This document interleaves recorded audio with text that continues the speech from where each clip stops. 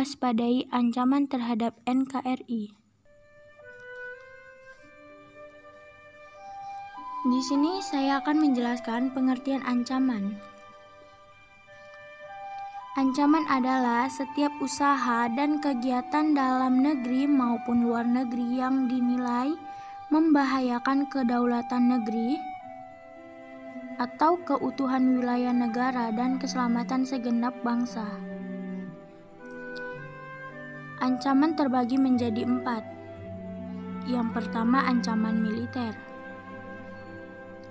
Ancaman yang menggunakan kekuatan senjata serta dilakukan dengan cara terorganisir. Yang kedua, ancaman non-militer. Ancaman yang tidak menggunakan kekuatan senjata, tetapi jika dibiarkan akan membahayakan kedaulatan bangsa, keutuhan wilayah negara, dan keselamatan segenap bangsa. Yang ketiga, ancaman dalam negeri. Suatu ancaman terhadap suatu kondisi atau bidang tertentu dalam negeri yang berasal dari dalam negeri itu sendiri. Ancaman dari luar negeri. Suatu ancaman terhadap suatu kondisi atau bidang tertentu dalam negeri yang berasal dari luar negeri. Selanjutnya, ancaman di berbagai bidang. Yang pertama, ideologi. Contohnya, masuknya ideologi lain ke Nusantara, Pancasila tidak digunakan lagi oleh masyarakat dalam kehidupan sehari-hari.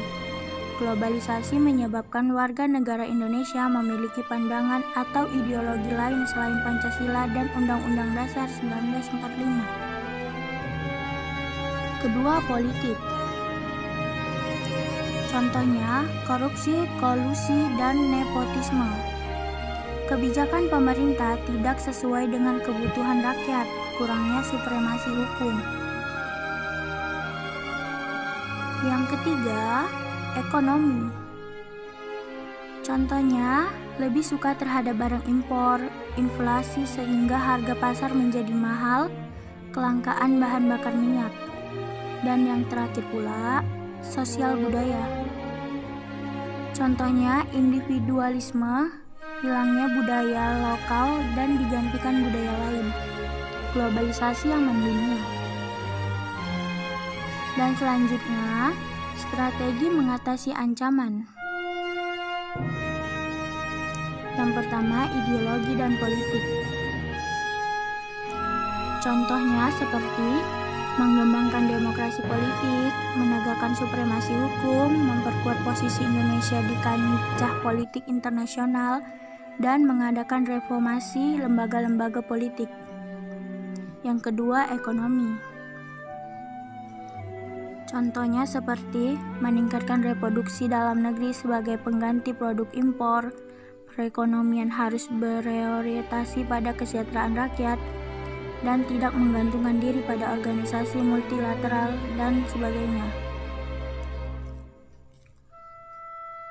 Selanjutnya, yang ketiga, sosial budaya. Contohnya seperti penguasaan ilmu pengetahuan dan teknologi, penguatan tentang budaya dan wawasan Nusantara melalui pendidikan formal, dan meningkatkan rasa nasionalisme dan menguatkan konsep Bhinneka Tunggal Ika.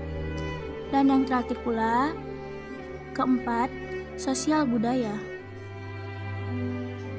Contohnya, memperkuat pertahanan antar rakyat, tidak memecah belah bangsa sendiri, menjaga pertalian persatuan dan kesatuan, senantiasa hidup rukun, menjaga lingkungan daerah maupun nasional secara bersama-sama. Sekian penjelasan dari saya.